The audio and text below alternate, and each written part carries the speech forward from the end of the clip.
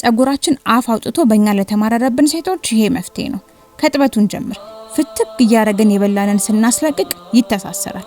በአለውያ የጸጉሩን አቅጣጫ በጠበቀ መልኩ በራሱ በአለውያ ሻምፖ ጽድት አይነጭም። መበጠር ካለበት ስሩ በጸጉሩ አቅጣጫ ብቻ እየተበጠረ ይፍታታል። እንቀጥል። ለጥንካሬና ወዙ የሚዘጋጀው አለውያ የሩዝ ውህድ ቀዝቀዝ አብሮ በሚሰጠው ማሳጅ ጥፍት መጥፎ ሐሳብን ራሱ ስርዝ ያደርግልናል። ከማሳጁ ከነቃን ወደ ስቲም ሞቅ ብሎን ትሪትመንቱ ቆዳ ውስጥ ከገባ በኋላ ለቅለቅ ብለን ወደ ቼክአፕ። ጸጉሩን እንዲህ ነው እንዴ እያልን ቆዳችን እየታየ ችግሩ እየተብራራልን የተፈጥሮ ትሪትመንት ይዘጋጅልናል። በ45 ዲግሪ ከነርጥበቱ ተበጥሮ በዛ ቅባት ስሩ እንዲነቃቃ ባለዊ ጥቅለላ ዝንጥ ራስ ከሚያደርገው የአለውያ ቅባት ጋራ ለ10 ደቂቃ ካክስ ካልደረቀ ለሹሩባ ይነቀልብናል።